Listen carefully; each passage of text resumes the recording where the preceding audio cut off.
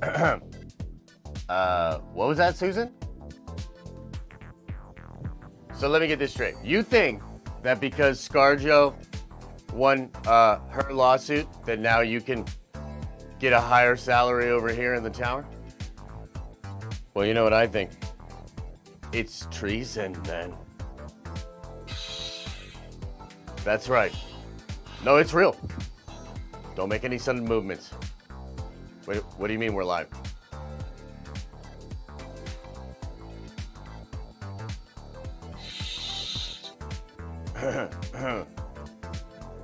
What's up, Nerd Vengers? What's up? Welcome to the stream, guys. Welcome to the stream. It's going to be a good one. Dude, Friday shows are awesome, but this is going to be a particularly awesome Friday stream. Don't worry about that with Susan. We're just messing around. I'm sure we'll come to an agreeable arrangement. Regardless, it's going to be a fun show today, man. A lot of fun stuff going on. Gambling is on. We're going to do call-ins at the end of the show. But of course, we've got to talk about this crazy business when it comes to Scarlett Johansson essentially winning, beating Disney in this lawsuit. I know it's a settlement, and I'm sure we'll get a lot of the "it's not technically a win" comments in the chat. There might be some of them happening right now. We'll get into it. We're going to talk about all of it. So meet me in the research wing. It's going to be a busy show. Friday! We made it! We made it through the week, baby!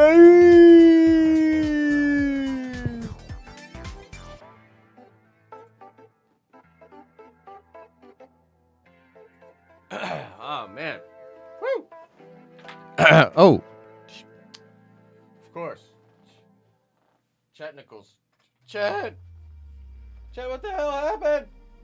What's going? Oh my god! This cord's attacking me like a python. Like a python cobra combo. Anyway. Anyway, we're good. What's up, everybody? Welcome to the Friday show! It's a Friday stream, baby. And we made it through a week. You made it through the work week. Congratulations to you. I hope you guys have some fun plans for the weekend. We'll get into all of that and more. It's going to be a good-ass day here in Nerd Vengers Tower. Went and saw Venom last night. Had a lot of fun with it. Maybe we'll talk a little non-spoiler Venom later in the show. I do have a non-spoiler sort of reaction breakdown video out there. And I'm working on a big video about the spoilers. The spoilers in Venom 2. So look out for that later because, man, it is going to be a pretty tasty video. There's something in that post-credit scene that I think a lot of people are missing. Like, for real, for real. I know everybody says that, like, on their thumbnails and titles, but it's true.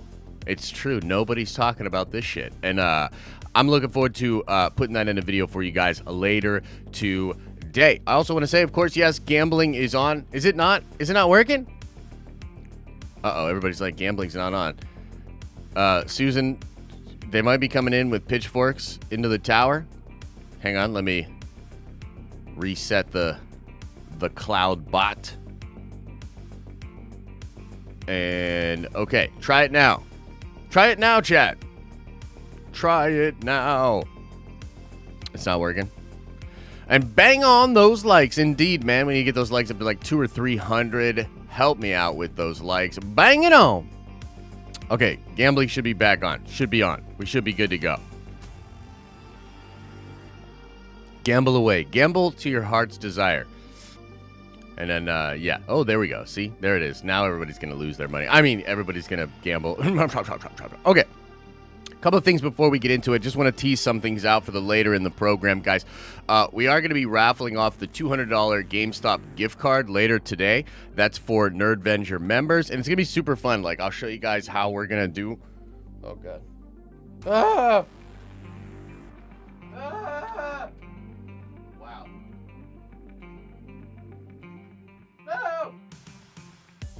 This is the most irritating fucking cord situation I've ever had in my whole fucking life. Ah! Ah! We're fine. We're fine. It's gonna be a good show. Oh shit.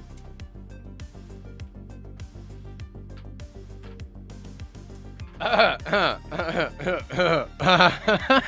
just saw myself on delay screaming. Oh man. Okay.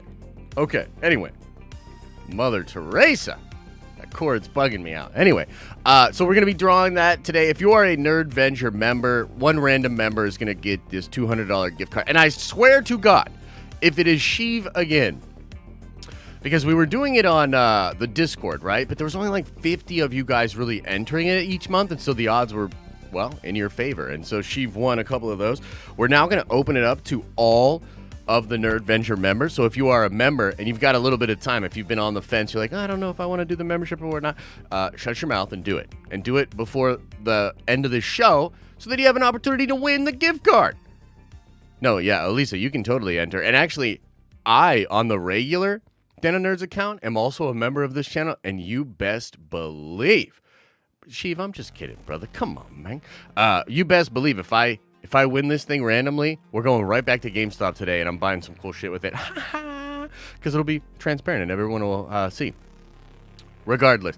Hey, Eric, welcome to the Nerd Vengers, my guy. Thank you so much for joining. You are a Nerd Venger now, and I hope you win the gift card. I hope you win the gift card. Also want to say, if you look at the Nerd Coin store right now, you can go to denofnerdslive.com. Check out the Nerd Coin store. 3 items already in the Nerd Coin store today. There are 2 of the Night Brother pops, and then there is 1 Big Bosk pop.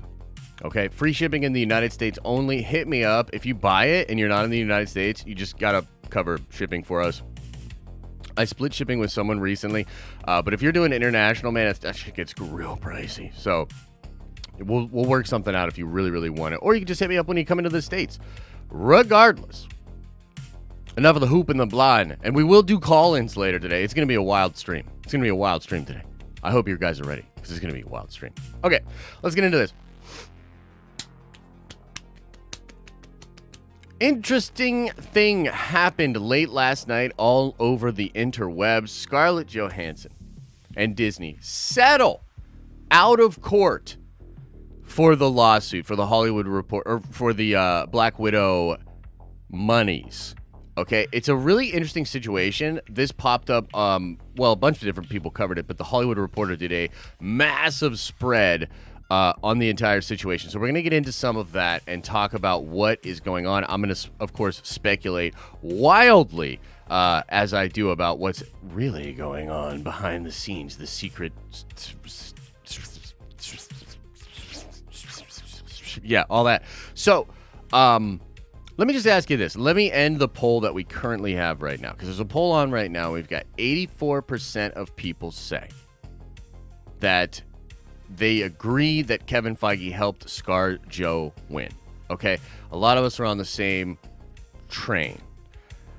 I just want to say, I mean, I know there are some of you in chat that probably feel like, oh, you can't really say she won. I think that's pretty crazy. So let's just, do you consider this a win? I guess will be the next poll. Let's do it here. Do you consider this a win? Do you consider this a win for ScarJo? Let's start there. Let's get a metric for how y'all feeling. What's up, Ryan? Good to see you, brother. Good to see all of you, man. Good to see all of y'all. Yeah. I think you should never misrepresent a legal case. I'm going to sue you for that, for thinking that. I'm going to sue you for being a butthole. And your defense, Trev, should be butthole's gonna butthole. You know what I mean? And then we'll take it from there. So, look, cast your vote. Let your voice be heard. Do you think this is a win for her? Let me explain why I think this is a massive win. You know what? Jason's right, though. We all win. And that's the truth, is that the real winners here are fans. Okay? And maybe Kevin Feige. Okay, so, and I think definitely ScarJo as well. So, here's the deal, man. This has been a really, really ugly lawsuit, and it's been really interesting to see how sort of, I guess, petty both sides have been, is a way you could say it or whatever, you know, because they've really taken some shots. They've been underhanded in their public statements, and the lawsuit itself is such a ballsy move by ScarJo, right? Like, I think that's pretty wild, and remember, we covered this sort of the week that it happened, did a couple big videos about it, covered it in streams later, because when the Russos chimed in, your boy lost his mind. Like, I came on this stream on Saturday. I actually had like an existential crisis, man. Like, I came up on here and I was like, yo, this is... I can't fucking believe this, you know what I mean? Because for real, it's hard for me to feel bad for Scarlett Johansson making $20 million and then demanding more money when the reports were that Disney did compensate her more for the extra Disney Plus stuff, right? So it was a situation where it's like, man, I don't really feel that bad for ScarJo. I almost feel borderline like she's out of pocket here. Like, this is pretty wild. Regardless of all that, it was a bold move. It's a bold move, Cotton. We'll see how it plays out, you know. It was a super bold move for her to take this lawsuit to the next level and make it public. It was a huge stain on Disney, massive news. People talked about it. Kevin Feige was apparently horrified. The Russo brothers come out and say their thing. It was bold. And it looked like for a minute there that ScarJo was not going to win this case or be compensated really in any way. Because ultimately what I had thought, and I think what many of the speculators and people that were following the situation thought, was that this is really not just about the Disney Plus release of Black Widow.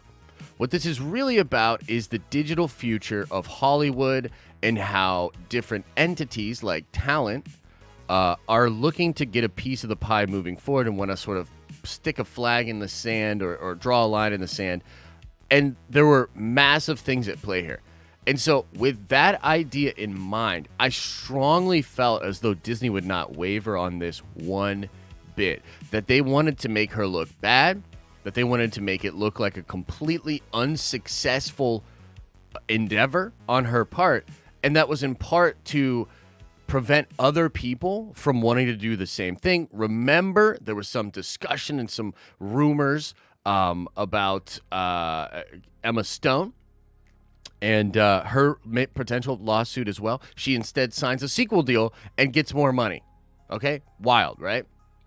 A lot of interesting things sort of going on here. And this is why ultimately I asked you guys at the beginning of this stream, do you feel as though Kevin Feige helped her out? Because I think, just like in the James Gunn situation, Kevin Feige, who's been really, really quiet about it, he only made a statement through a third party, something or other in the trades. Like, he never came out and really said anything about it. Just like in the situation with James Gunn, he quietly went to the upper brass of Disney and lobbied for his talent, for his person, right? And in that sense, that's why I feel like this is such a victory, because she's really grabbing victory from the jaws of defeat.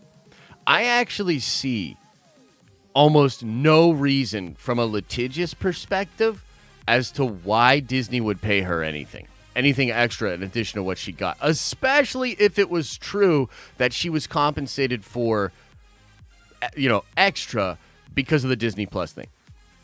The fact remains, guys, that this movie, when you add in the premiere access, made an extra $125 million that it kind of looks like it wouldn't have otherwise made.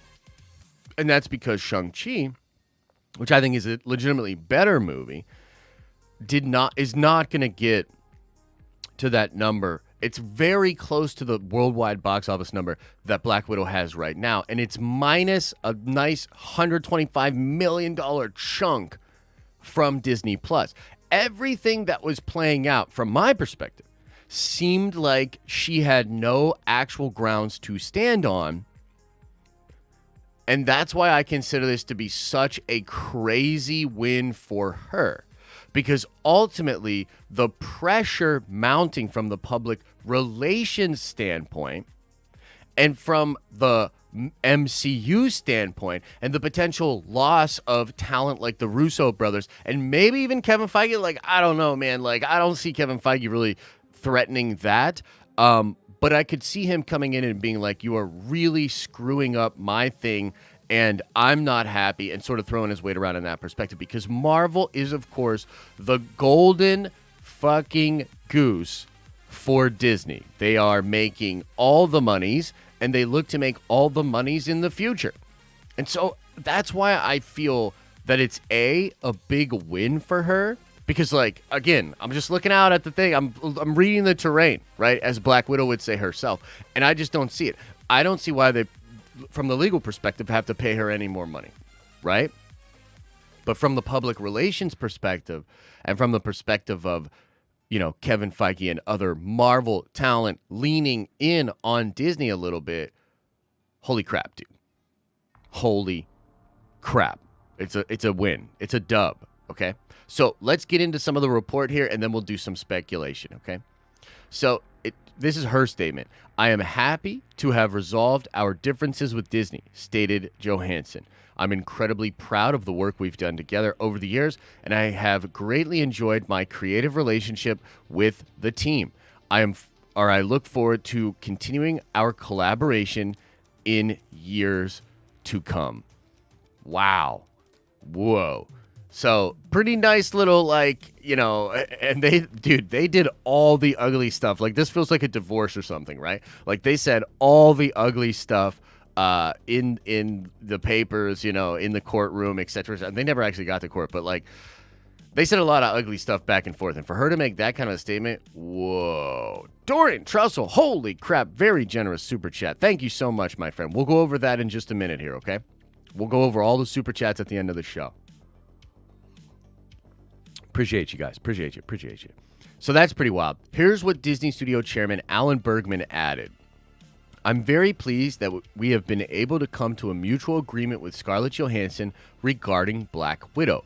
We appreciate her contributions to the Marvel Cinematic Universe and look forward to working together on a number of upcoming projects, including Disney's Tower of Terror. Holy shit. Okay.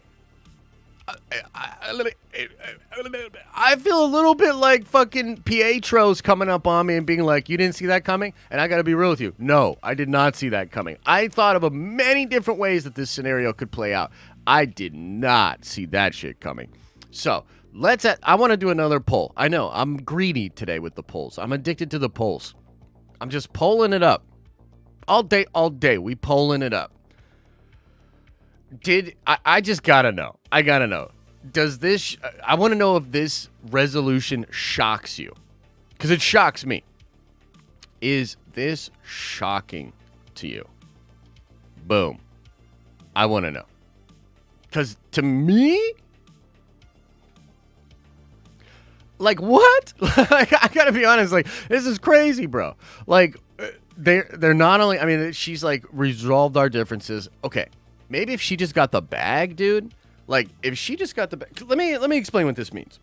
What this means is that when public relations or whomever sat down and they talked about this and they were like, okay, like, what are we doing here? Like, this is ridiculous. This is a scorn on the MCU. It's a scorn on the Disney brand. Because Disney, it's a branding game. You know what I mean? It's a branding game, man. Like, this is, they ultimately not only paid this woman, like, we're going to get into the details here, probably paid her, I would guess, $30 million extra.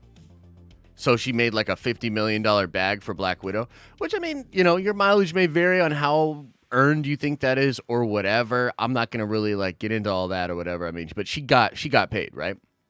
They not only paid her, they're also going to pay her again for the Tower of Terror, right? And they're going to pay her again, and do more collaborations with her in the future.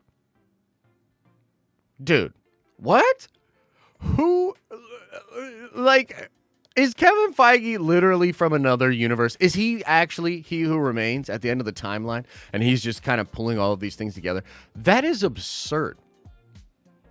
Most of you guys are not shocked by this, and that's fair. Far be it from me to overplay something. But this is the most shocking thing that I've ever seen, the most shocking thing that we've ever talked about on this channel. It's shocking. Everybody, change your votes so that you agree with me. Insane in the membrane. It's good for both of them, ultimately, but again, it is really good for us as fans. So here we go here. It says that the explosive suit filed by the actress in July in Los Angeles Superior Court claimed that the studio sacrificed the film's box office potential in order to grow its fledgling Disney Plus streaming service. Disney countered that Johansson was paid $20 million for the film. By the way, that is how you knew that this shit was going to get ugly. Bruh, Disney fired back hard. Because they throw that $20 million number out there, she lost a lot of support online. Like, from my perspective, a lot of people were like, you know what I mean? Like, you know? So, that to me was dirty. You usually don't do that in a lawsuit, or, you know what I mean? Like, that's pretty wild. But, wild. You know what I mean? The settlement brings to a close a back-and-forth PR battle that pitted the CAA-repped star against Disney and was poised to have dramatic implications for all Hollywood's major studios. Yeah, for sure. Johansson's cause received support in the industry with talented executives, including Jamie Lee Curtis, Marvel's WandaVision star, Elizabeth Olsen, interesting, right? And Jason Blum, speaking out on her behalf. At the time of this complaint, a Disney spokesperson said in part, the lawsuit is especially sad and distressing in its callous disregard for the pandy. Remember that? Oh my goodness. Shamelessly and falsely accused Miss Johansson of being insensitive to the pandy. Yeah, dude, it got really bad, right? It got really bad. The lawyers made statements back and forth. It was all dragged out throughout the press. Okay? So she's got her additional stuff. She's got her bag. More than 20. I'm going to guess she got like $30 million more. Okay? Absolutely wild story. So, Let's speculate a little bit. Let's speculate. I know some people are already saying like, oh, does this mean that then Scarlett Johansson will be coming back to the MCU? I would say it's possible. I doubt she's going to come back in live action, but she could do some fun stuff in What If, or continue to be involved with that character moving forward. And I really feel like ultimately Disney here, the reason they sort of bent the knee, and I really wonder if like Chapek was like hell-bent against this, if there was some involvement from Iger as well. I mean, I'm sure the shareholders were shitting themselves just watching this play out in the press. It's not a good look. With Disney already in a position where, you know, they're sort of thought of as difficult to work with. There's all these indications that they don't pay talent enough when it comes to the comic books and the writing like that, right? There's a lot of weird stuff going on that end. To have another sort of lightning rod of controversy for one of their biggest brands ever, just a super bad look. I mean, ultimately, they're just paying her to make the problem go away and likely continuing to work with her because they realized that the strength of making the brand look a little bit better and having that love for the brand maybe reestablished and not putting Marvel fans in a weird spot, because you don't want to put your Marvel fans in a weird spot. You know, many of us here, like, let's just be real. Many of us here, we don't necessarily care, bruh. Just being real. Like, we're like interested in it, and when it comes to the Russo brothers, we'll lose our minds. At least I did. But it's not like we're like, oh man, poor ScarJo. She was already out. You know what I mean? She was out of the MCU. It was already done and over with. It's more like, man, you know, if the Russos really don't come back, or like if this maybe puts Feige's thing in you know, in jeopardy, or they can't sign talent anymore, or there's like weirdness going on in there. It's like ultimately most casual fans here are like, did I pull down the gambling? Is it not working anymore? I thought it was working. It should be going. But yeah, so it's a big PR move in my opinion. And kudos to ScarJo, man. Like, honestly, like just from my perspective, like, dude, she picked like one of the perfect times to pull something like this off. And then getting like probably help from Feige and the Russo brothers, like they've got a lot of love for her, and potentially even other stars. Like, what if you know, because there's rumors that Chris Evans, Captain America, is potentially coming back for some stuff for the MCU, right? I mean, what if there's just like sort of a halt on a lot of these crazy deals? I mean, what Feige is attempting to do with the Marvel Cinematic Universe and the multiverse moving forward, it's going to require a lot of like massaging talent, a lot of contracts, a lot of trust. You're working with a lot of different people and different studios. And it's like the last thing they need right now is to have like a new kind of crazy feeling when it comes to oh my God, we're gonna get sued. Turn that off. Chet, you're playing your shower playlist right now, and that's adorable, but also you're gonna get us fucking sued, bro. Like, we're gonna get sued like ScarJo. Turn that shit off. Put something else on. So yeah, I think it's a fascinating situation. I think that overall she picked a great time, a lot of leverage, a lot of interesting stuff. As far as from my perspective for the fans, like, dude, we really are the ones that win here because we're very likely going to get that Russo brothers Secret Wars. Like, I can't prove this, but I feel strongly that the Russo brothers and the potential of not getting them back to do Secret Wars, and like Feige comes there and he's like, oh, it's not just about me or whatever. It's Anthony and what's the other one's name? It's the Russo brothers. You know what I mean? It's like Joe, that's the other one's name. Like, we cannot do what we want to do long term, and all of this stuff that I've been working on is going to come apart if you don't just pay this woman her money. I jokingly said after the Russo brother thing happened, I was like, dude, pay that lady her mother flipping money, son. Pay her. I don't care what you got to do. Pay her. Make the problem go away. And so it looks like they've done that. And I'm really curious what you guys have to say about it. So, look, we're going to get into Q&A in a little bit. But there's also some other things going on in the nerdy world.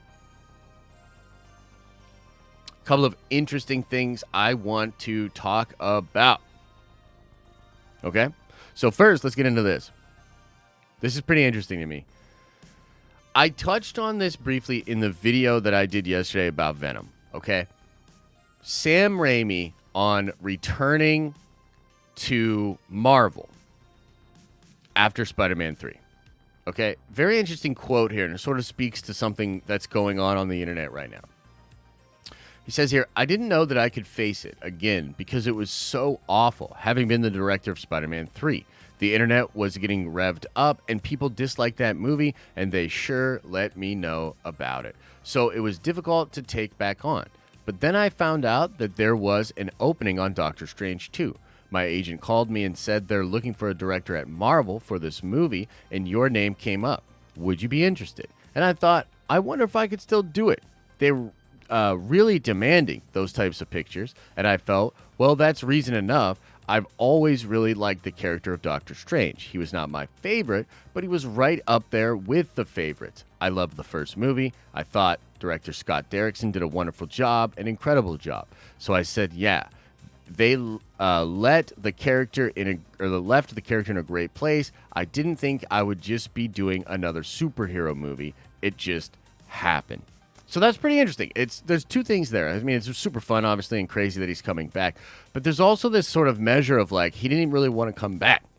Like, people were so mean about Spider-Man 3. And I got to be honest with you. Like, I really dislike Spider-Man 3. Like, I dislike it probably to a toxic degree. Like, just being real. Like, I'm probably one of those people that he's talking about. You know what I mean? And it's just kind of interesting because it feels like we get this years later, right? Like, even with the Star Wars prequels, we have that sort of a vibe where it's like years later and we're like, ah, man, like fans were probably a little too hard on some of the talent and on George about that because George didn't even want to make any more after that, right? Because people were so dang awful about it. And I found it really interesting because Venom, Let There Be Carnage, right? I'm not going to go into spoilers, but I'll say it's a pretty mixed bag.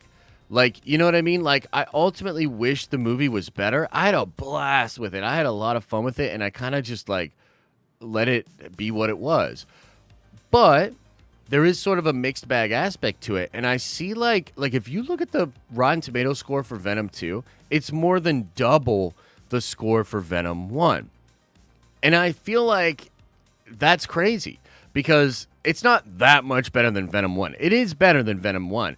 But the reality is they just went way too hard on the first Venom movie. They probably should have split the difference and had them both in like the 50 to 60% range, and then they would have been Gucci. But it's just, I don't know. It's interesting. I'm wondering if you guys have any thoughts about that because it's great that we're getting, you know, Sam Raimi back after all these years, and I'm super hyped up, and I think he's going to kill it. But it just kind of makes you think, and you think back to Spider-Man 3. I don't know, man. Like, the internet is a vile and mysterious place. You know what I mean? So I don't know exactly what the answer would be, but it's something I wanted to bring to your attention. One more thing I want to do here before we get into Q&A, and then we'll get into call-outs. This is pretty fun here. Slightly spoilery, I guess, for She-Hulk, but I don't really think this is anything that we didn't see coming. It made sense.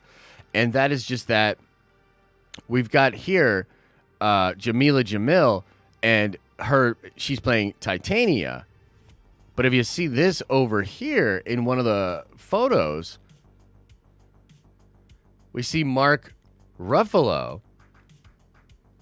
and he is in his famous Hulk motion capture suit. Okay? What's also interesting is there's a stunt double for her. Okay? So there's a stunt double for her in the scene. What this likely means is that Hulk is going to have some kind of an action scene here with Titania. Pretty awesome. You know, so like some of us were like, okay, I don't know how much Hulk are we getting? Are we going to see Hulk fight again ever in the MCU?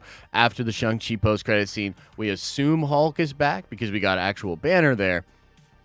I think we're going to get Hulk fighting Titania, and perhaps even have Hulk way more involved in what's going on in the Avengers and stuff like that. So I think that's super fun and just something that kind of popped out recently that I wanted to share with you guys, okay?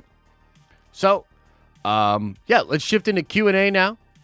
Shift it on into Q&A. I'll go over all the super chats that came in. I'll go over the member chats that came in. I'll hang out in the chat for a little bit, but then we're going to get into call-ins. If you do want to call into the stream, you've got to A, be a Nerdventure member, B, you have to be on our Discord, and you'll see the community stage within the Discord, and you can get on over there, raise your hand, and I'll bring you guys in one at a time.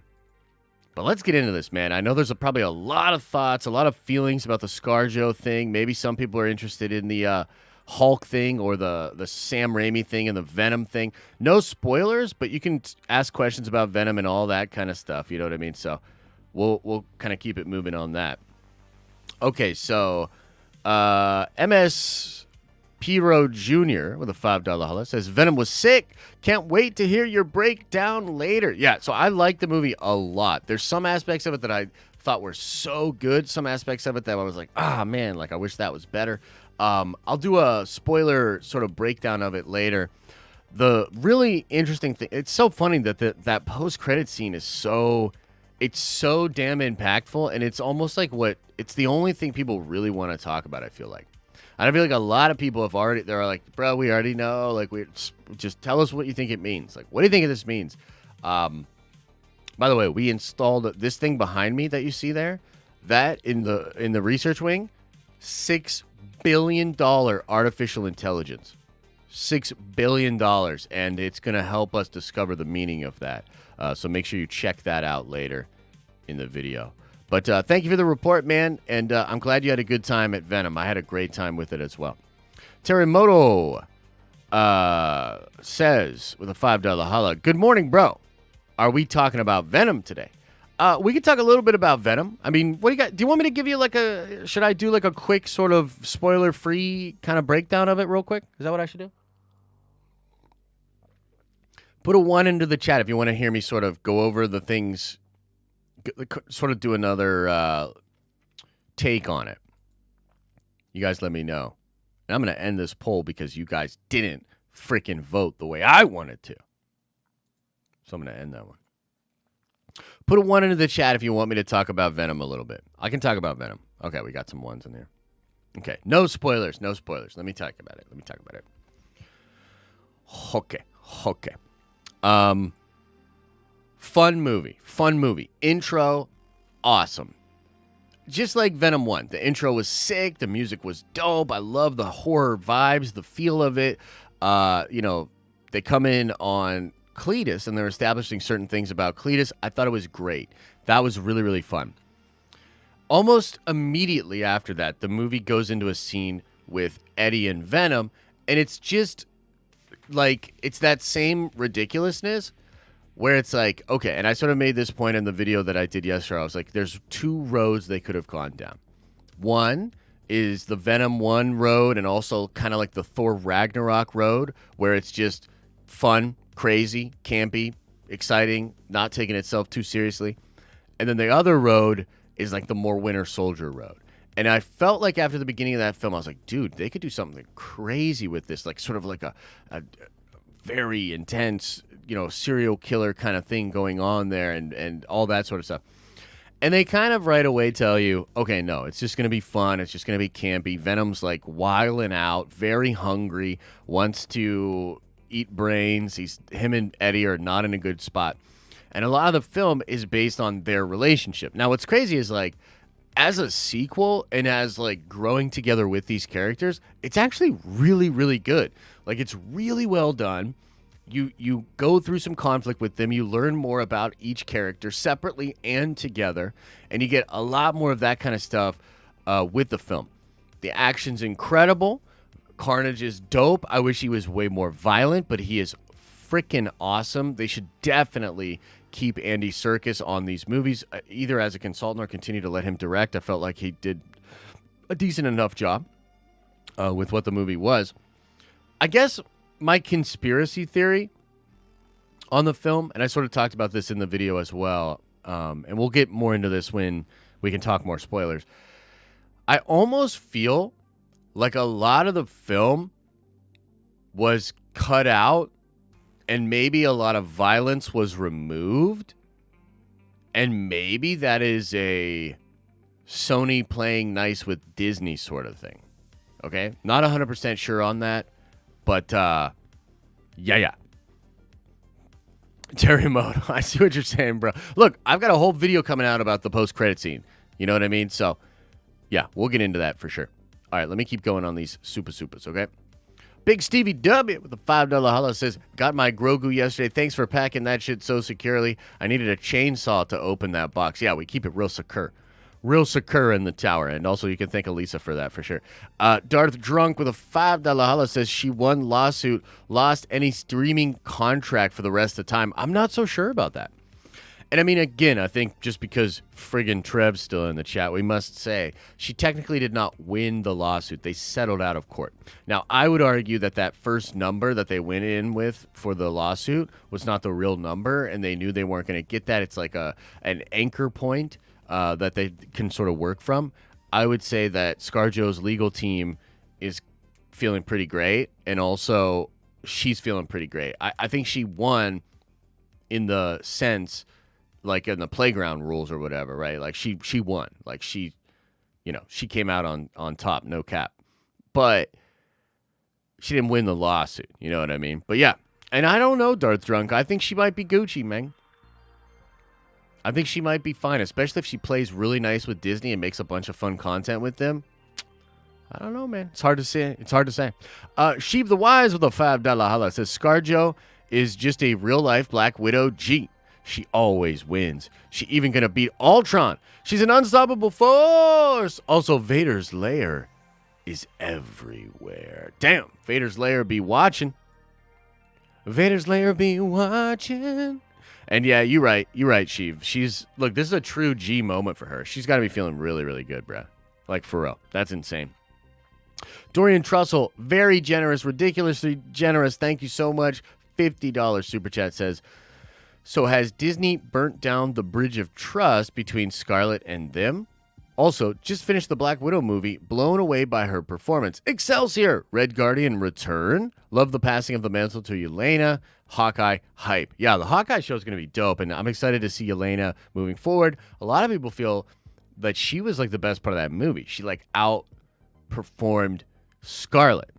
I like that movie. I think it's super fun. There's some stuff that's whack in it, though. I definitely don't think it's top 5 MCU. Maybe not even top 10 MCU. I don't know. I'd have to think really hard about that. But it's a fun movie, and it's definitely good.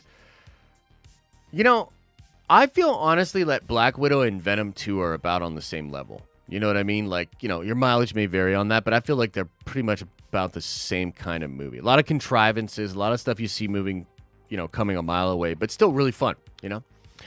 So make of that what you will. And I think this lawsuit might have the opposite effect. I ultimately think this is probably why they just looked out, they read the terrain, and they said, if we kind of turn right here, if we pivot right here and now, it's going to be very good for this company moving forward. And I agree. Like, look, man, we give Disney a hard time over here, and Disney does a lot of crap wrong. But, bruh, think about the difference in the way Warner Brothers is handling their controversies with talent. You know, Amber Heard, Johnny Depp, Ezra Miller, even the Zack Snyder situation. Look at how they are handling that, and then look at Disney. Did it get ugly? For sure. Did they ultimately do what a lot of people will consider to be the right thing? Yes. They will come out looking better. And Disney does that, bro. They legitimately are better than a lot of other companies when it comes to front-facing PR and handling talent. I don't even think you can deny that. Have they fucked up? For sure. Have they made mistakes? Absolutely. You know? So, I don't know. That's just my take on it. I don't think Disney's going to come out of this looking very bad. I think this actually makes Disney look good. It's weird. It's a weird situation. But I appreciate the support, man. Kendall says with a very generous $10 hollow says, but couldn't this wind up being a win-win for Disney and Marvel? Is there a way this could mean more stuff on Disney Plus? Maybe validate for paying more? Yeah, there's a lot of different ways this could be very beneficial for the Disney. And I agree that the streaming thing and the situation with streaming might well be improved by this situation. Like, it's wild, bro. Like, she's in a good spot. You know what I mean? And so is Disney. Like, they're in a good spot with this situation. We'll see how it all goes from here. And they might be able to, like, it's interesting. I don't know what their exact plans will be, but as far as, like, getting talent to come over, because now what it looks like, they're really going to put the pressure on other studios. Because here's the big difference between Disney and a lot of these other studios. All of the studios are facing tumultuous changes. All of the other studios are facing, like, just the shrinking of the industry. The box office numbers are down, like whether it's Rona, whether it's entertainment changing, whatever you want to call it. The numbers are down, bro. They're down. Everybody's facing that. You know, the big difference is between Disney and everybody else. Number one, they have Disney Plus. It's a massive fucking platform. Massive platform. They just signed that huge deal with Sony a couple of months back. Like, bro, they are set. They have all kinds of leverage and growth opportunities with that platform. B, they're making money, bro. Marvel and Star Wars are still massive IP that make a ton of money for the Mouse House. And even Star Wars, that is in a really shaky situation, still doing pretty good. Still doing pretty good. By the way, I saw something pop up on like Samba TV or something about the numbers difference between What If and Visions. Bruh. It's not even close, man. So many more people watched What If than they did Visions. And it's kind of surprising to me, honestly. Kind of surprising. But thank you, Kendall. Appreciate the love, man. Appreciate your insight. Vito says, she knows too much. Pay her off. Hashtag White Shug. I know. Look, White Shug Night, man. That's what we call Kevin Feige around here. White Shug Night. Bro, he's making it happen. He is making it happen behind the scenes. It's pretty insane. Thanks for the love, man. Angelo says, Scarlett's been a babe since Entourage. I know. I don't know what that means. I don't know what that means, Angelo, but thank you. And, yeah, she's a babe. What do you want me to say? Moosey Mike says with a very generous $10 hollow says, what kind of chunk do you think Shang-Chi will bring when it goes to streaming after the 45 days? Will it be impactful to the overall picture? Odd timing with the Eternals and Spider-Man release. We'll have to see. I think that because some people were saying that it going for free on Disney Plus will hurt its numbers. Possibly. I mean, I don't know. Disney's making a lot of interesting decisions. And believe it or not, it is an experiment. Sorry, Simu. It is an experiment. They're experimenting with all their stuff because they own it as an asset. You know what I mean? So there's a lot of experimentation happening. I wonder if it'll hurt those numbers after 45 days. I wonder how much Disney cares about that. Because in that window, a lot of that money is going other places. And celebrating on Disney Plus Day and offering it for free and getting potentially more subscribers, probably something they want to do. It's really fascinating, man. I bet Simu his bank account wishes that they would have put that on Disney Plus for Premier Access, in my opinion. RJ Brando with a $5 holla says, don't care how people want to frame their perspective on this topic. The fact Disney paid her means there was a breach of contract, period. Not necessarily, RJ. I mean, first of all, you kind of said in your comment that you don't care what other people think, so maybe I should just move on and not tell you what I think. But I'll tell you anyways. Not necessarily. The fact that they settled only indicates that they think settling is the better option. I believe this was going to be dragged out until into 2022. They weren't even going to do their first court date until like mid-year next year. And it's just a cost-benefit analysis that does not necessarily mean that they breached her contract. Like for real.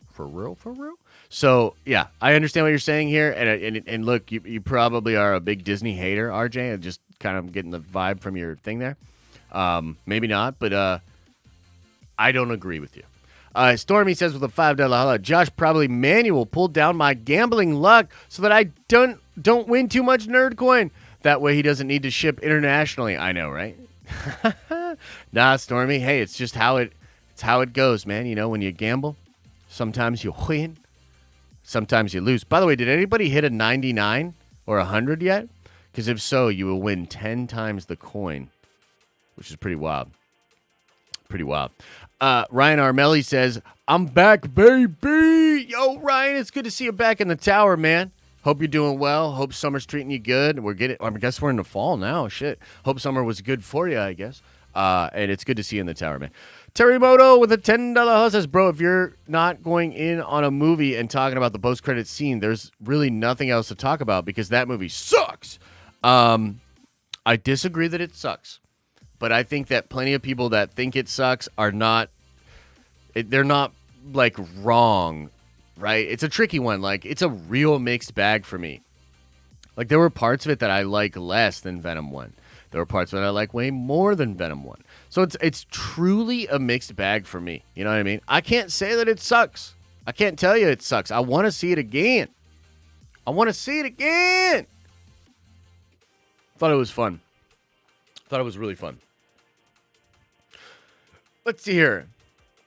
Chris, formerly Star Nerd Dorney, with a $5 holla says, I am a huge Venom fan. Having said that, I enjoyed Shang-Chi more. I felt the movie was too fast-paced and hollow. CGI was insane, but subpar for me. Yeah, I think that's totally fair. That's probably one of the best ways to say it. Pacing is a massive issue with that movie, like for real. And pacing is really important. So the movie's short, and it feels short, bro. It's fun. I'll watch it again. I'll throw it on again. I love those two characters together. Venom is hilarious. Like the character. And there's something they do with Cletus at the end of the movie where I'm just like, bro, what? Not a big fan of that from the comic book perspective. But thank you, Chris. Appreciate the support. Kendall says with a $5 holla, need some coin. I've lost 2 streams straight. 30K gone. Oh, my God, bro.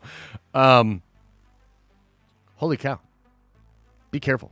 Be careful out there. You know what? I'm going to put this out there into the universe. I want some of the Nerdvengers to get together and play Halo together this weekend because Halo multiplayer is out there and open, right? And if you get a team together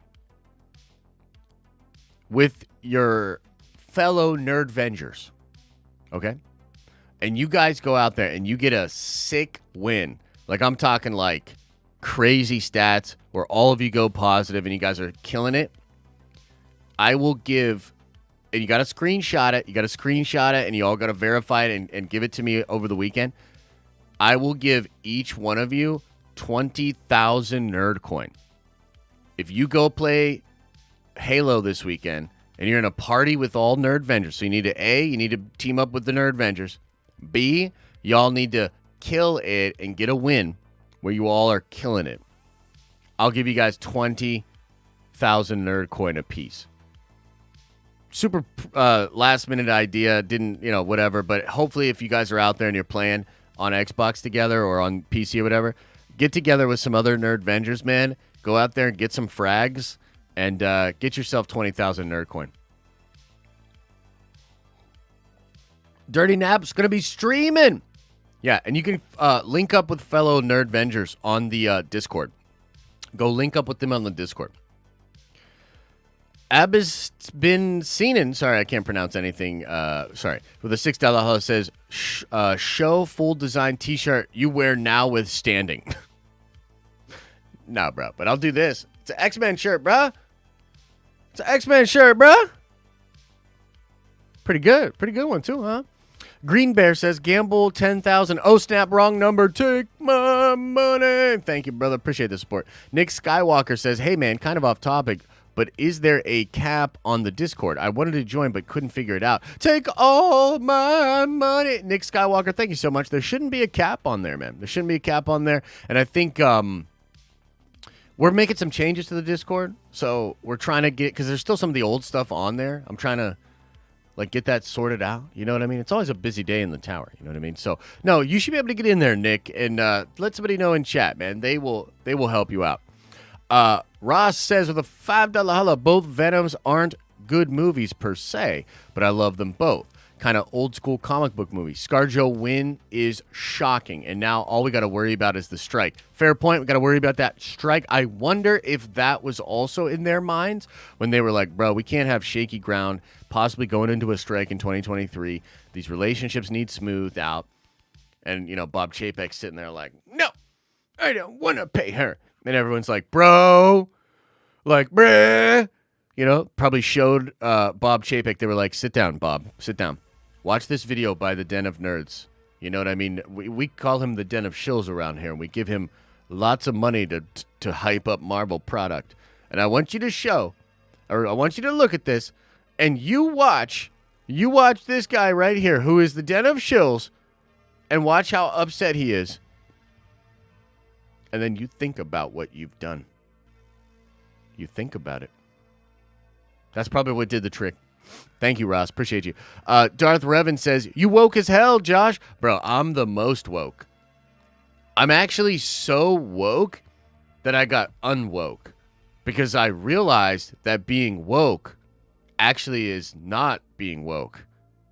Think about it. I have ascended in wokeness. Understanding that the woke, anti-woke stuff and the whole thing is not woke. I have ascended in wokeness. Now I am the most woke. Call me Buddha Josh.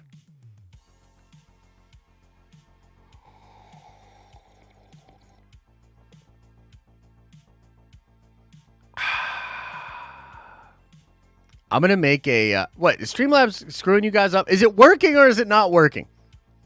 Is it working or not working? You guys are throwing me off. Is it working or not working? Looks like you guys are rolling. You guys are just getting screwed, huh? It looks like it's working. All right, we got to fly. Let's get through these super chats and let's get into the call-ins. Maybe someone will call in and be like, I don't like how you're so woke, or I don't like how you made fun of woke, or something. I don't know who says. Who knows what. The real Jesse Lee Reed with a $5 says, more people watched What If than Visions because more people knew about What If than Visions. Marketing is important. That's a great point. And I don't know how well they did on the marketing of Visions, just being honest with you. I mean, I thought the trailer was sick, but how much did they put it out there? You know what I mean? And, frankly, they've damaged the relationship between the brand and so many Star Wars content creators. How many content creators were really hyping it up, talking about it, et cetera, right? 34 Virgo with a very generous $10 holla says, yeah, Russo Bros was the icing. Feige goes upstairs and says, how can I continue to run a flawless production if you're going to go and piss everyone off? We had people that were in place. Now in queues, fix it. Yo, you ain't wrong. I think that's probably a big part of what was happening. Feige is going to take over some big job at Disney in the future. We are actually really, really blessed. We're blessed. For real. You know, even all of you wokies and anti-wokies, you're blessed. Do you live in a time when the internet has damaged a lot of our brains and discourse and everything's violent and horrible and people can't get along? Yes. Yes, that's the bad. That's the unfortunate truth. But do you also live in a world where Kevin Feige exists and is doing unprecedented, ridiculous things in entertainment that are providing so much joy and value for everyone on the planet? Yes, you do. Yes, you do. Bless up. Thank you, 34 Virgo. Appreciate the support. RG2088 with a $5 says they paid The Rock for putting his movie on Disney Plus and in theaters, but you're going to cheat her? Disney was in the wrong, and they knew it. It's possible. It's possible. They were in the wrong as far as just public relations, in my opinion. Like, they were just in the wrong on how it looked to me. I don't fully know if they were actually in the wrong or not. You know what I mean? Like, I'm going to withhold saying that. I know many of you guys are feeling that way, and that's totally cool as well, man. But, yeah, I don't know. Nick Limon with a $5 holler says, don't mind me, just trying to get some nerd coins so I can finally get one of these drops. My man, Nick, there's a bunch of stuff on the store right now. I'm trying to get better about putting stuff up on the store and then maybe saving some of the bigger stuff for a big drop. But if I pulled it up right now, let me just see here. Yeah, there's a Funko Pop Big Bosk figure. Give me 1 second.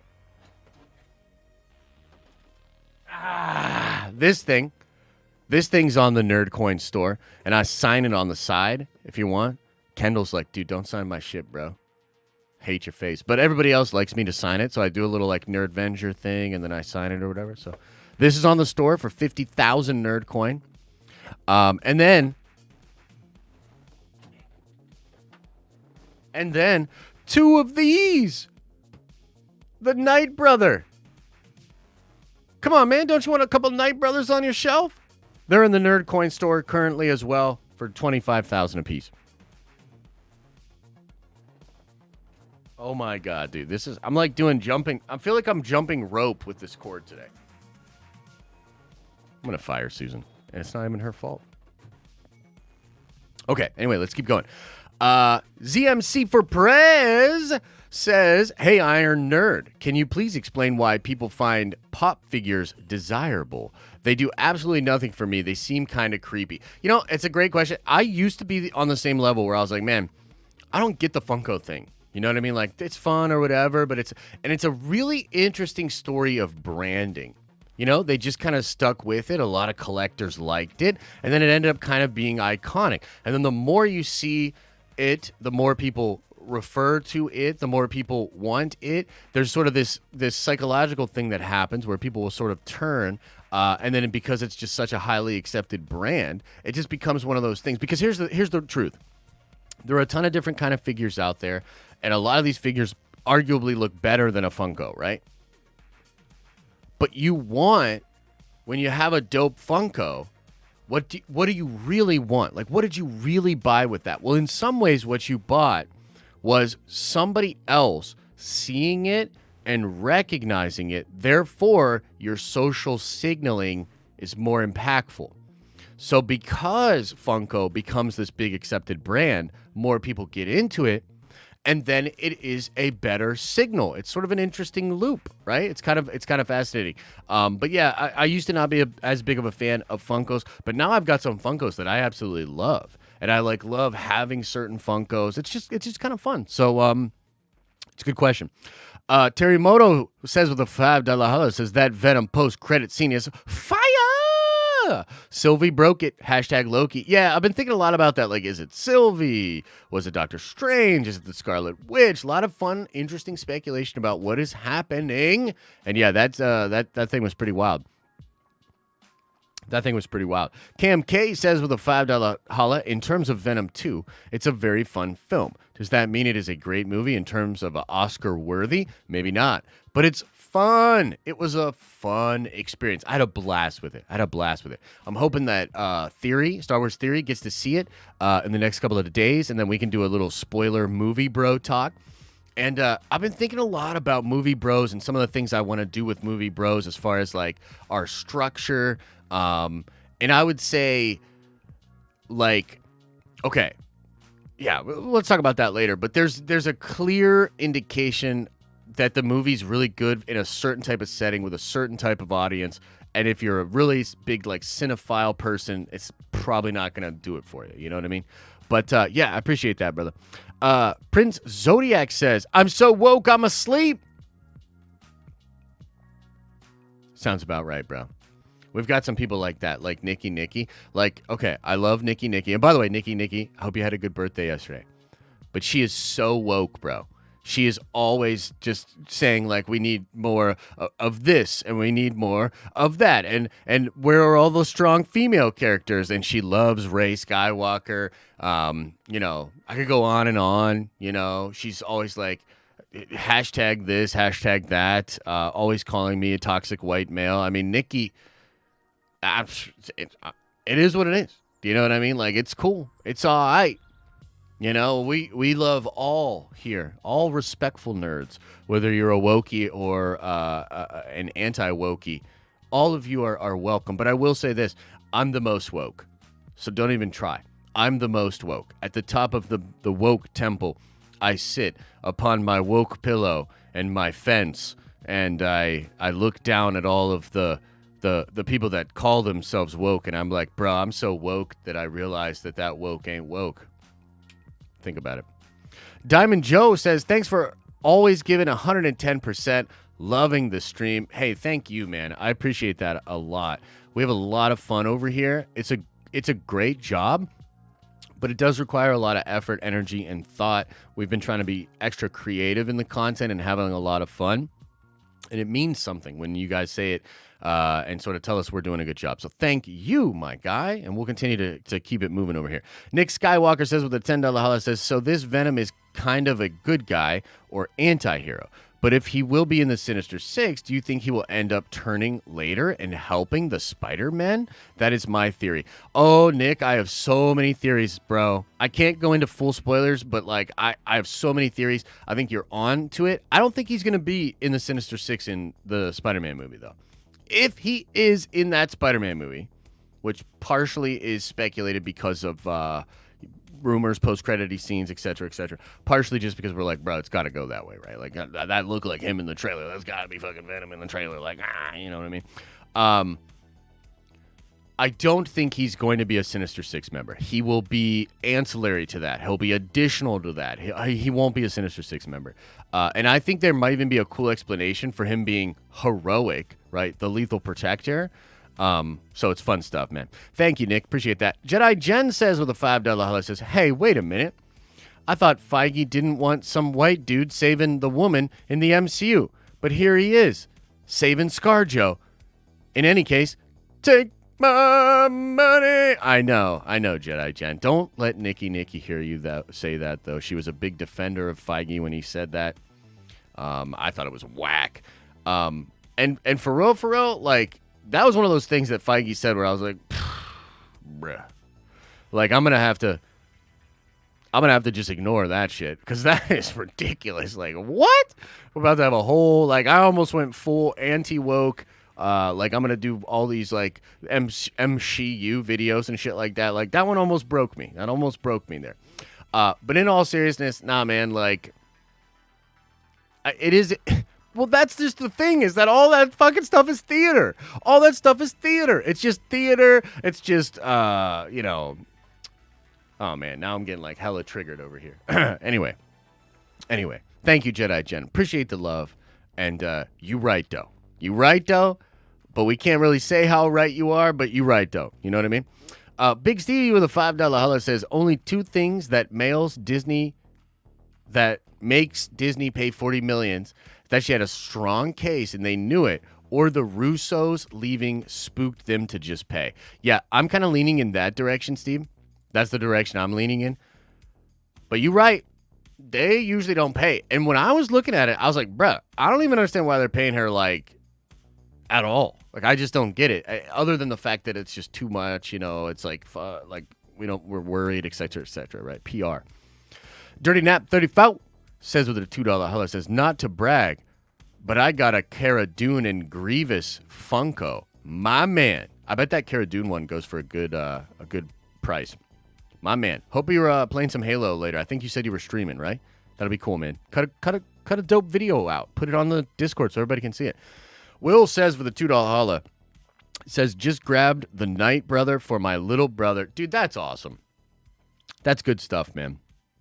Let me know if you want me to sign it or not, okay? Because if it's just for him or whatever, maybe I don't have to sign it. Not a big deal. I mean, who am I anyway? You know what I mean? I'm just some sweaty nerd on the internet. Actually getting pretty sweaty for real. But that's awesome, Will. I appreciate the support, and I'm glad you were able to do that, okay? All right, ladies and gentle beings. Let me pull something up real quick because we're going to do the Nerdvenger $200 GameStop gift card giveaway. And let's see here. Nerdtacular, welcome back to the Nerdvengers. Eric, again, welcome to the Nerdvengers. Dark Wise, welcome back to the Nerdvengers. Logan Moe, welcome back to the Nerdvengers. Okay.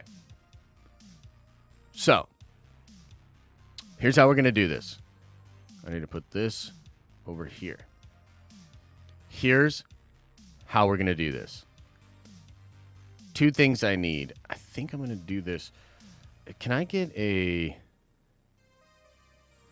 This is going to be super bizarre. Okay, so I was trying to think, right? I was like, how are we going to do this? How are we going to, like, get a random generated Nerdvenger? Okay? And I came up with a solution. It's not the sexiest solution. Wait, what the mother-loving love of mothers? Let me make sure this will actually work here. Just block that. Okay, cool. Well, hang on. It's...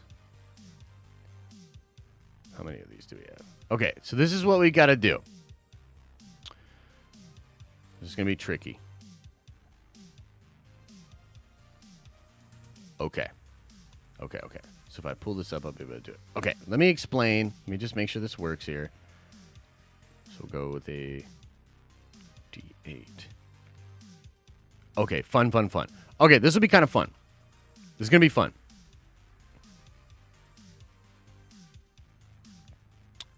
Okay. So, what is this, you ask? Well, this is Roll20. This is a way to play tabletop RPGs on the internet. They have a dice rolling mechanic here, okay? Like, they've got digital dice that you can roll. It's super fun. By the way, I am working on building an RPG. Some of you already know this, but I'm building a tabletop RPG for us. Super fun. Okay. What is this? This is our list of Nerdvenger members, okay, if you can see this, okay? So we have 667 Nerdvenger members, okay?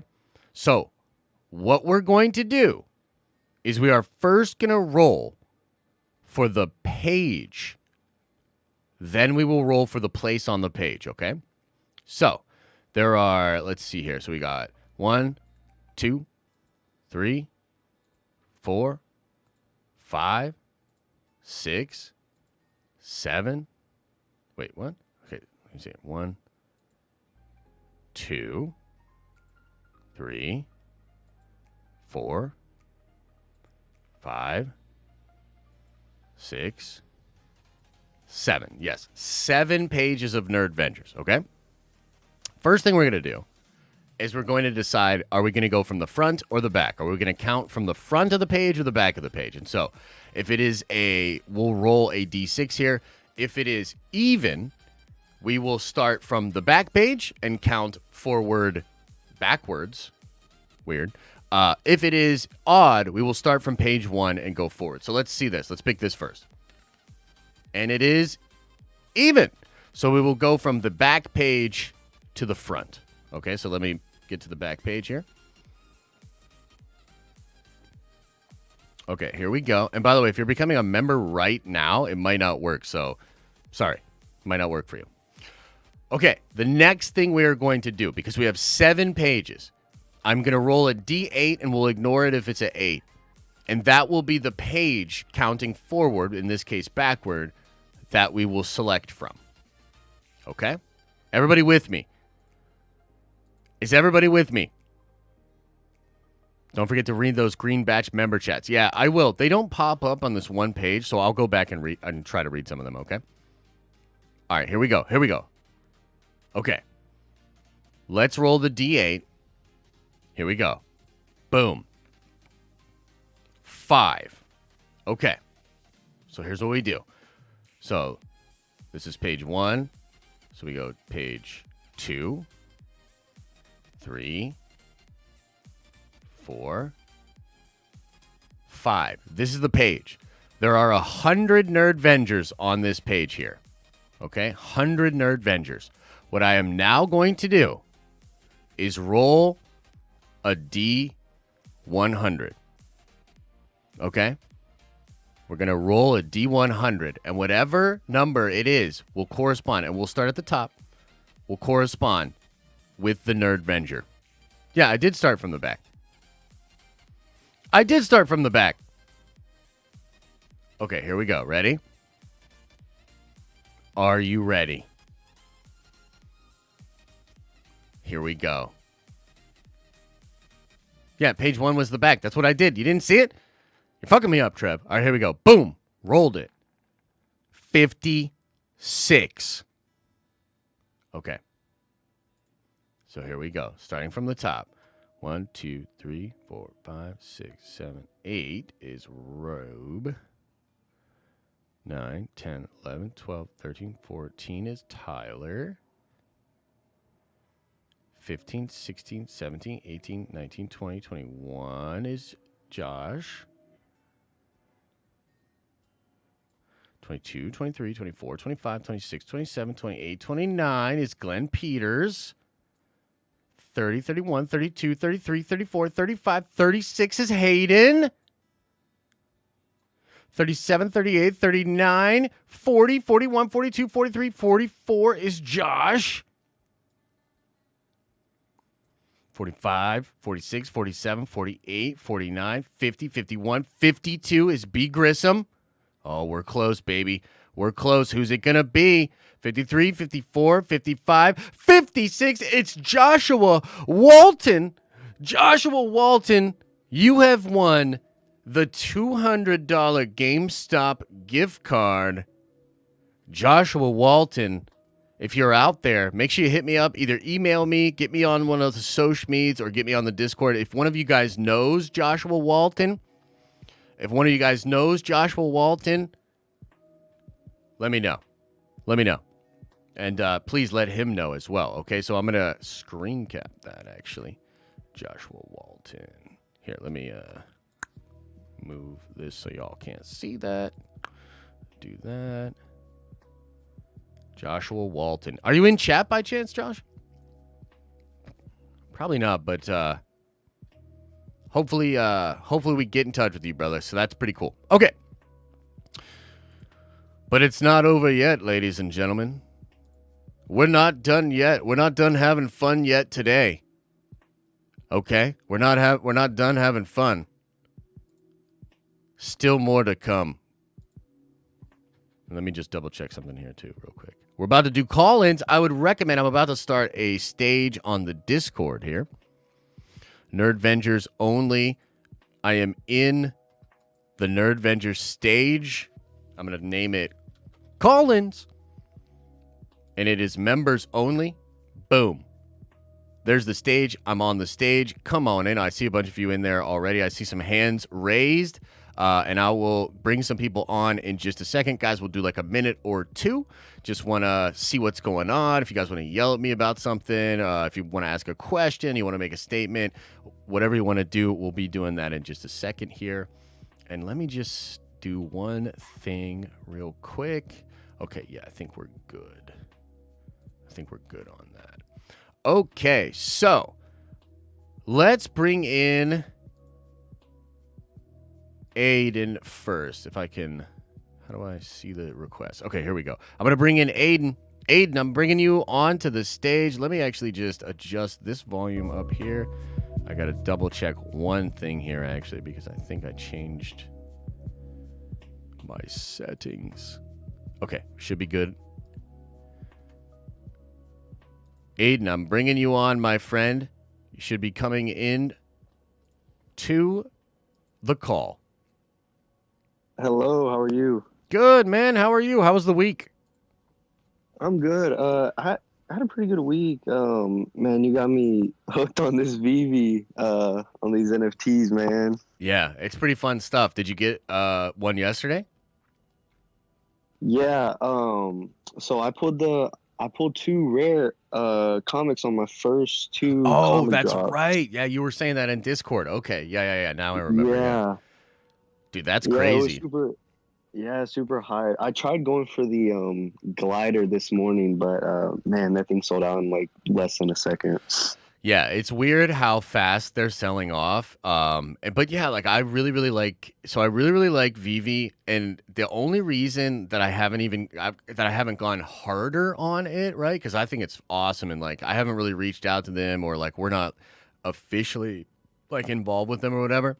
Mhm. It's just because there's still like a little bit of stink on NFTs, and some people are like weary of them, and some people don't get it. Yeah. But bro, I love Vivi as an app. I think it's got a long future moving forward, and I'm glad you guys are having fun with it. Like some of my buddies are having fun with it too, and like Mhm. the blind box thing I think is so fun, and it's so economically viable because it's like lower price stuff that you can get a good drop with. So yeah, I'm happy for you, brother. I'm glad you got those rares. Are you gonna sell any of them? So I don't really know yet. I think I'm gonna wait a little bit, maybe until there's like a cash out feature or Yeah, until they get kind of that down. right. I might wait until then. I mean, the only reason I really got into, because at first I was like, NFTs, like, I don't know, like I'll pass. And then um, I heard y'all talking about Vivi and how it was like, there's Marvel, DC, there's like all types of stuff on there and how simple it is. And so I was like, I'll Yeah. give it a shot. And like now I'm like hooked on it. Yeah, well, that's the key, right? And I'm gonna. So I appreciate you, brother. I'm gonna remove you Yeah. from this, but I'll kind of continue to talk about this while I get you out of here. Thanks so much, and I appreciate the call. I'll bring Mate. I'll bring you in next. Then I'll go Stormy. Then I'll go Lord Vito, and then hopefully I can get to Ross and Iman as well. So yeah, the simplicity on Vivi is why I think it's winning. It's a big part of why it's winning because a lot of like if you've been in NFTs and you're doing crypto at all, like the hoops you've got to go through, the gas fees, getting a wallet, having different crypto, buying it on an exchange, sending it, like it's ridiculous. It's one of the like least satisfying UI user experiences I've ever had. Vivi nails that. And part of the problem with that is that it's all sort of just on that app, right? But they are navigating into a different crypto so that it can be, some of the stuff can be sold on OpenSea and it'll be on Immutable X, therefore on Ethereum. It's fascinating. I think it's brilliant. But while the technology aspect of crypto is great, a lot of the user interface stuff just sucks, dude. It sucks. It's stupid, and it'll never be mass adopted unless they solve that problem. Vivi to me represents just a brilliant business decision to be like, why don't we figure out the interface and the app and the utility first, and then we can fix the technology problem later, right? Because they do have a technology problem, but they're going to fix it later. So, Mate, I'm bringing you on to the call, my friend. Let me know if you get it. Hello, hello. What's up, man? How are you? Really good, thank you. How you doing? I'm doing pretty well, man. It's been a good week. Nice. Yeah, it has. I've been a little sick. I mean, I had fevers for like 3 days, but I've been better now for the past few days. So I started watching a lot of movies. Mm. Edge of Tomorrow, for example. Then I watched the your review of Movie Bros. Oh, nice. Actually, Yeah. I just watched it just so that I could watch the review. And my main point is, yeah, I watched a lot of movies with Oscar Isaac, just like randomly. Yeah. And I realized he's like a really good actor. So I'm getting more and more hyped about Moon Knight. Obviously, Yeah. I think Moon Knight is like a really complicated character, and I think they got really the right guy for it. I think. Yeah. I think it's awesome. I think that's a great point, man. I'm glad that you're feeling a little bit better as well. But yeah, I think that's a great point. Oscar Isaac is a stud, and he's done some incredible work. But for whatever reason, like he never took off the way some other actors of similar talent do. So I don't know. It's kind of interesting. I feel like we probably got I don't want to, like, it's kind of messed up to say, but we probably got Oscar for less than he's maybe worth, because I think he's just such a good talent, and I hope they do a lot with him with Moon Knight moving forward. You know what I mean? Yeah, hopefully. I mean, I was kind of hoping he would pop off after, Star Wars. Yeah. But yeah, I don't think the sequels have been the best place for actors to shine, because people shit on sequels a lot, which I understand. But yeah, I think he got really unfortunate, and his talent was kind of wasted there. Yeah, it's a shame. And I think you're right. Like, not a lot of those actors are doing great box office wise afterwards. I think John maybe has had one of the most interesting runs just because he did the Pacific Rim thing, but I don't even think that really popped off like that. You know what I mean? So yeah, it's an interesting thing. But yeah, man, you're right. Oscar Isaac is the man, and it's a complex character, and seeing him play the different personalities potentially of Mark Spector is going to be fascinating. And seeing him, like, what I would really love is to see him act against like Mahershala Ali's Blade, right? I mean, talk about two studs, bro, that could bring it. So lots of fun stuff there, man. Yeah, for sure. So I'll ask you one more question before I get you out of here. You got any cool plans this weekend? Are you playing any of that Halo, or what's up? Oh no, I'm not really much of a gamer, to be honest. So not for me. But yeah, I mean, I'll just have to try and get better, because on Monday I'm starting college. So rest up. Yeah, I don't want to be sick on my first day, so I have to get better. I have to finish moving, because I'm moving to another city for it. So yeah, I got a busy weekend. Gotcha. Sorry. Gotcha. No, understood. Try to get some rest, man. I appreciate the call. I'm gonna take you out here. Thank you so much, brother. Just get some rest. Do what you got to do. Maybe watch some James Bond. I've been running through the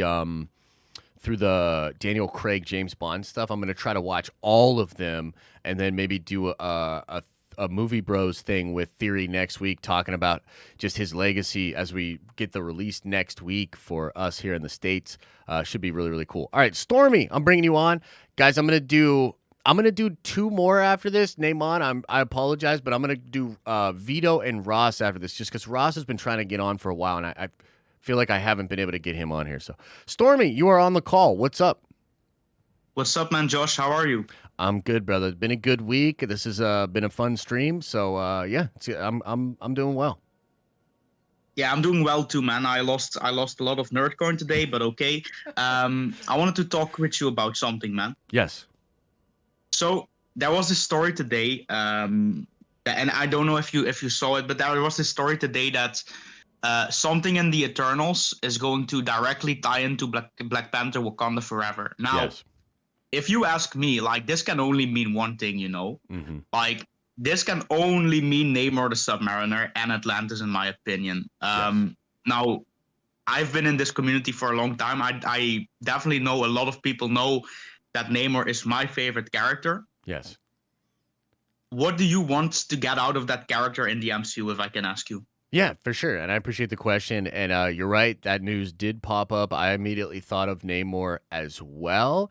First of all, I think just as him being a main villain in Wakanda Forever is pretty awesome. It's from the perspective of like a T'Challa fan, it's a little weird. And you're like, wow, it kind of feels like they're just moving right along. But from the perspective of just a comic book fan, that's huge. And if you're a Namor fan, insane, right? Like, we're going to get so much goodness with him and see a lot of his complexity, his sort of villainous nature, but also that he cares for his people, et cetera, et cetera. So I think that is going to be awesome. What do I hope for Namor? I hope that they don't shy away from the mutant thing, right? Because he's not just half Atlantean and half human, but he's also a mutant. And that's like a big part of his character as well. And the engagement that he does with the other mutants and with the X-Men in general, I hope that's established also. I would love to see, his whole thing with Sue Storm. So maybe eventually meeting up with Sue Storm and Reed whenever that ends up happening. So yeah, that's kind of, honestly, that's all I'm really looking for with Namor. He's not one of my favorite characters in the same way that he is for you, but let me ask you, is there some stuff that you are really, really looking forward to? Or is there anything that you're like, they've got to do this? So I hear a lot of people saying all the time, like, yeah, with like T'Challa being like gone, and like, what is really the reason to bring in Namor? Because like that rivalry is like the thing that makes those two characters great, in my opinion. Like their rivalry is one of the best in comics. Yes.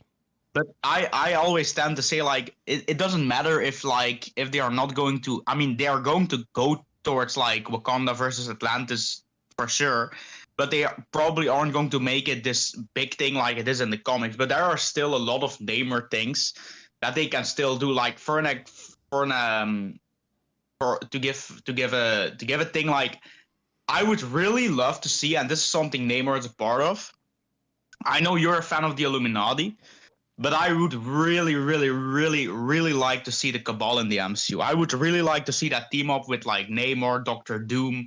You can throw in like a couple of other like super villains. It doesn't really necessarily need to be the same roster as in the comics. Yes. I mean, like, you can throw in like a multiversal Thanos. You can throw in freaking Ultron from What If in there, a multiversal Cabal. That's something that I would like to see, and have Namor a part in that. Yeah, that would be awesome. So we've just, and I think you've even been on some of those streams or where we're reading through the Jonathan Hickman stuff on the Nerd Venture stream. So fun. Really like those streams. Yeah, I'm having a blast with those streams. It's just so fun to see. And I'm going to take you out of here while I sort of just talk a little bit. Thanks so much, brother. I appreciate the call. Keep listening. Thanks, you brother. Keep listening, because I'm going to talk a little bit about this. And then I'm going to get Vito, and then I'm going to get Ross in here. X7 will have to do you next week, my friend. I apologize. Okay, so yeah, that would be great to see him join in the Cabal. Would be absolutely fantastic. I think that's a really, really fair point. I think what they're really doing with Wakanda Forever is establishing Wakanda's place in the world, and in sort of this new post-Endgame world where there's a lot of fear, there's concerns about security, there's like, oh shit, there's all this crazy stuff happening out there in the galaxy, like we need to be prepared. I think a lot of what Wakanda Forever is going to be about is that it's not just who's going to be the replacement for T'Challa. It's like whomever takes that position is going to have an incredible amount of power and responsibility for the entire planet. And I think Namor, and what this is really going to be about with Namor versus Wakanda, is that Namor is going to establish himself as also an incredibly important part of the planet. It's possible security, what he wants to do with the world. And like Atlantis is, I mean, the water makes up 70% of the earth, right? So in some ways, like, he's in charge of more than even any surface dweller. So I think there's a lot of fun stuff that they could do with the character, and I'm excited to see where they go with it. Vito, bringing you on. You're on the call, dude. What's up, brother? How are you? You right? Yes, a little bit connection problem, but I think you're gonna be okay. What's on your mind? All right. So two questions. One, yes. Can I curse? Yeah, you can curse. Yeah. All right. What's up, my motherfucking brother? Good to see you. It's good to see you, and man. Second, can I discuss Carnage with no spoilers whatsoever? Yes. Okay. Between me and you. Yeah. Why did they do that? What do you mean? You know exactly what I'm talking about. With Cletus at the end? Yes. Why, bro? Why? Yeah. Why? Okay, let's say that this is putting fear into my heart of what's going to happen in the future. Yeah. So without any spoilers, what I'll say as my answer is I'm really hoping that whatever they're doing with the Spider-Verse or wherever Venom ends up, right? Because like there could be like a number of different places and universes that he goes. I'm hopeful that when we get back to that universe, things are set maybe more right in that regard, or we see a different version of Cletus somewhere else out in the multiverse, because I agree, like, it's not just the ending for him, it's like that sort of indication, which I guess this is kind of spoilery or whatever, but the indication that they're not a good fit together or whatever. I was like, bro, no, like that's... Dude, that's why between me and you, we both know what we're talking about. Yeah. Mm-hmm. And anyone in the chat, especially the people that's seen it, knows what we're talking about. Right, yeah. And it's, what the fuck, bro? Yeah, especially because he was so good, right? Like, so I really liked Carnage, and so it was like, oh man, like they're gonna go that way with it. You know what I mean? So Green Bear posted a spoiler video, right? Yeah. And he discussed this is not a love story. And I don't want to spoil anything, but that's in the synopsis that Shriek is there. It's in the trailers. And that is not my Carnage. Sure. I hate to sound like a fucking Trump person or whatever, but that's not my Carnage, bro. Yeah. And it's starting to hurt my feelings because the more and more and more I see this, like if I go in to see Morbius and I see some woke ass shit, yeah, it's gonna hurt my feelings. Yeah. No, I hear you. I hear you. From one nerd to another, bro. What the fuck? Yeah. Well, first of all, you're really gonna offend Nikki, bro. So she's gonna get really upset because you're going after the woke stuff. But on a seriousness note, like to me, like the problem isn't so much them implementing Shriek that way. The problem is them not making sure they did it in a way that keeps the integrity of that character from the comics. And really, it's like the ending is really what bugs me more than the whole ride there. You know what I mean? Like the ride there I'm kind of cool with, and like there is some precedence for it with that character because like there's a symbiote that like apparently like takes her over, and then that symbiote has beef with Carnage and stuff. So there's some stuff there. But ultimately, like, yeah, it's definitely not my favorite way that they ended it. And that's why, like I've said, and I'm sort of like kind of beating around the bush where it's like the movie's really mixed for me. Like there's a lot of stuff I love and the direction it's heading in seems dope, but it's like really a mixed bag. You know what I mean? And what I'm going to end with so I could get off the stage. This is starting, it's just like the ending, to look like fucking Force Awakens. Ooh, and I'm scared, bro. I'm fucking scared. Yeah. Well, you know what? I'll take you out of here, brother. I appreciate you so much, man. Thank you. For real. Much love. I'm going to take you out there. And I'll just speak on that for a second before I bring Ross in. I understand that. And I think that a lot of fans of Marvel and the MCU, like it's going to be an interesting couple of weeks. It's going to be an interesting couple of months as we watch, Spider-Man and we're like, okay, so this is what they're doing. You know what I mean? Because there's a lot of trepidation for us as far as just Sony and Marvel. Can Sony even do this right? Is it dangerous to let Tom Holland maybe go play in the Sony universe? There's a lot of stuff like that. And I think there's there's trepidation out there from, the sort of woke perspective as well. Like, are they going to do stuff just for representation? Are they going to do stuff just for social signaling and not worry about the core of the characters? I always find that's sort of your mileage may vary sort of situation because, it just triggers certain people more than others. Some people really don't mind it. Again, for me, it doesn't really have that much to do with Shriek. It more has to do with the way Carnage and Cletus connect or don't connect, and then the ending that they have where I was like, man, like that's a little rough for me. But much love, Veed. Appreciate you. Ross, bringing you in now, my friend. You should be coming on in, and you're on the call. And there you go, brother. Good morning. Good morning. How are you? Man, for some reason, I cannot hear. I'm not doing this right. I got to figure this out quickly. Oh, it's all good. So you can't hear me at all. I'll fill a little air. I can hear you just fine. Okay, that's cool. Actually, I can now. Okay, we're good. Cool. So what's on your mind, man? How's your week been? It's been good. I actually took the day off. It's been a grind. As you know, I'm in the education field, man. So it's been a lot going on at the start of the school year, but feeling good. Tonight, I'll be hosting a little Star Wars Visions watch party for in person with some of our international boarding students. So looking forward to that. Whoa, a lot of kids from Asia. So we'll probably be doing the Japanese language version for some of them, watch some of the behind the scenes extras and stuff like that. So I had a little brain cannon theory I wanted to throw at you. Let me know. And first of all, too, that sounds so cool, man. I'm hyped up for you. That's going to be a fun experience. But yeah, feel free hit me with the question. Awesome. And thanks to you and the entire tower and all the nerd vendors out there, man. You've helped to really cultivate my nerddom that goes back to growing up in the 80s with Star Wars and Marvel, man. It's awesome. That's appreciated. Much love. So yes, the last episode, I can't pronounce the name or I forgot it. The last episode, the 9th episode of Star Wars Visions, right, where you have the Jedi that essentially goes dark. Yeah. Brain canon. It may not be connected at all, but I kind of like thinking of that character being the same character we see in The Duel. What do you think? Ooh, that could be really fun. That would be really, really interesting. I know they're doing that novel for the dual character, which to The me kind Roni, of like, right. yeah, indicates that they really like that character, and I would not mind seeing that character just in general more of or more connective and coming into the canon maybe even.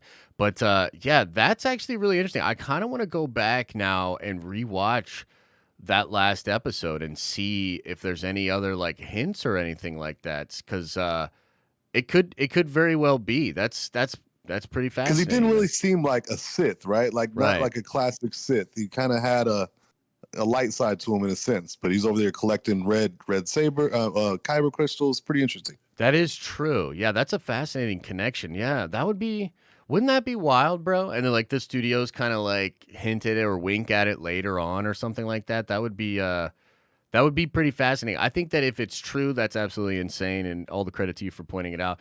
But I think even beyond if it's true, it sort of shows that just by kind of getting outside of canon and allowing these new creative voices and like honing in on certain things that they found a lot of meaning in, there's a lot of like through lines there. There's a lot of connection, even though none of them are like directly connected. I feel a lot of connection between a lot of these series, maybe just from the sensibilities and sort of Totally. the people. So yeah, man, it's a hella good point, man. I appreciate it. I'll ask the chat. What do you guys think? Do you think that's possible? Put a 1 into it if you're feeling it or you're buying into the theory. And then yeah, before I get out of here, anything else you want to hit the chat with, hit me with, or anything like that? No, just really looking forward to the What If finale. I think this last episode is beautiful. We finally got that connective tissue that we yearn for so much, right? And Yeah, so man. we know Gamora as Thanos is going to be in this last one, right? And on some level, I just hope that it's not. I hope they wrap it up in a way that we don't have to wait for season 2 so much or wait for what happens in live action. I just, I mean, if it's a jumping off point, fantastic. But I do love what they did with the last episode. I just hope it all kind of comes together nicely. Yeah, man. Appreciate you, man. And much love right back at you. I'm going to talk a little bit about that as I take Right you on. out of here, my friend. Thank you so much. And if you didn't get to be on the call this week, guys, we always do that on Fridays. So we're going to be doing call-ins every Friday. Friday streams are always really, really fun over here. We've been throwing a lot into them. And thank you guys all for doing that. And then, yeah, Ross, I'll tell you, I'm in the same boat. I hope they actually wrap it up. I also hope that it's possible that the homie Ultron is still out there, because this Ultron, man, this is such a good Ultron.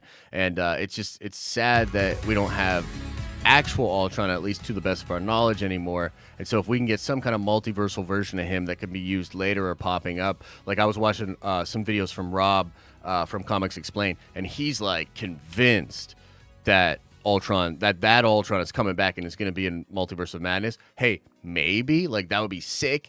I have not heard anything about that, but I hope they close it, and I hope we end with our group of multiversal Avengers or multiversal Guardians, because it can be like Exiles. And I hope next season, like they said next season, they're still going to do some fun stuff, like with maybe a retelling of Shang-Chi, a retelling of Black Widow. And at the pace Marvel's going, this is what's wild. At the pace Marvel is creating live action content, they will literally be able to do What If for the rest of time based off their own properties that they released like that year and the year before. It's nuts, bro. Like, it's crazy. Like, they could do Loki, they could do WandaVision, they could do all this different stuff. So the sky's the limit on that series. But I think the show would be better served if we had some core characters that carried over, if there was a plot moving forward, and those characters did something together in the next season. So that's kind of where I'm at with it. But hey, have fun tonight on that Visions watch party. That seems awesome, man. A lot of love in the chat today, so I appreciate all you guys. Let me double check a couple of things here, and then we're going to get on out of here. I know I missed some members' chats. I do want to say, Rennie went up. Welcome to the Nerd Vengers. You are a Nerd Venger now. Much appreciated. And then let me see if I had any other supers. And then I apologize, guys. I'm not going to be able to get to all of the membership chats that came in today. They just don't all show up for me on this one screen. I'll try to scroll up and get to a couple of them, but I got to get out of here. And then at 1 p.m., if you are a Nerdvenger Prime member, we are going live at 1 p.m. today. And we're going to talk about a bunch of different things. So should be really, really fun. Okay, looks like we got a couple of supers to end off on here. Carl, let's start with Jensen Baker, actually. $5 Hollow says, pretty sure it's the multiverse. And Spidey 3 brings people in, not causes them to exist. Fair point.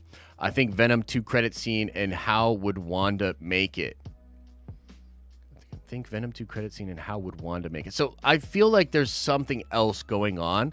Like, I'm gonna break this down more in like videos, and maybe after people have seen Venom more, we can talk about this a little bit more. But there's something happening, and it does seem like it's all happening at once across the multiverse. The question is, what is that thing? Like, did Doctor Strange do this? Did he cause a spell to do this?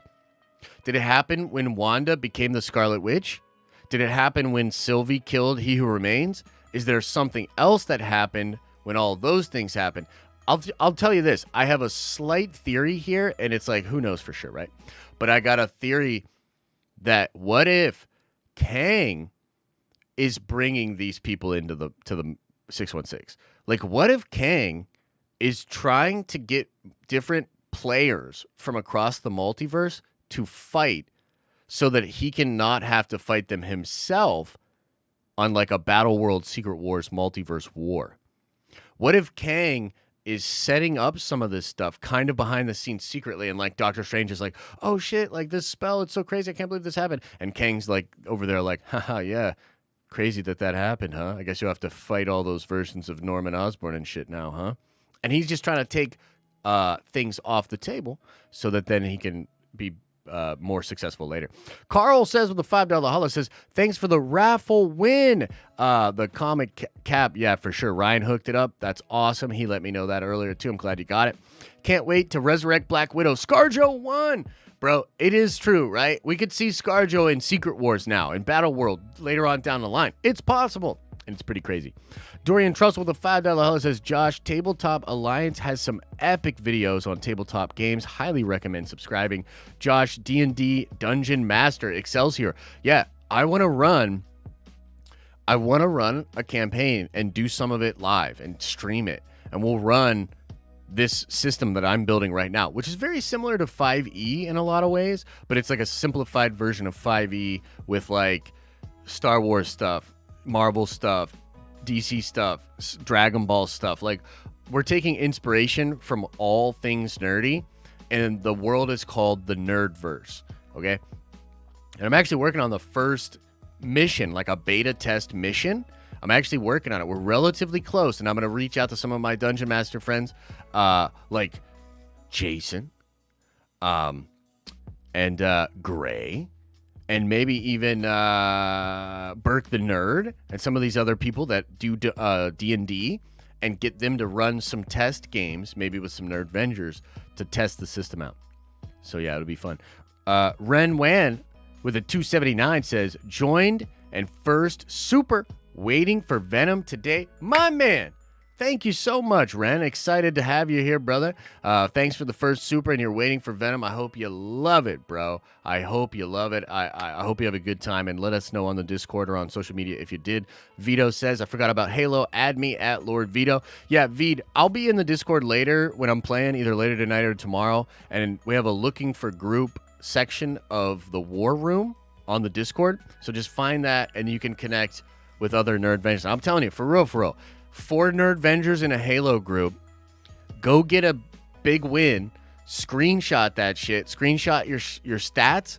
Show me. I'll give you guys all 20,000 Nerd Coin if you get that dub. Because I want Nerdvengers out there repping, tearing it up, killing people, fragging, teabagging, maybe, getting stickies, getting medals, triple kill, overkill.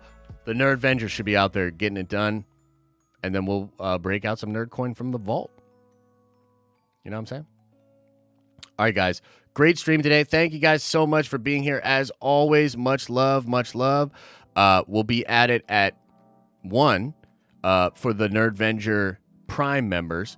And I don't know. It might have to be a shorter stream today, guys, just because I do have to get the spoiler Venom video done as well. And we went pretty long today on this stream. So, all right, everybody. Much love.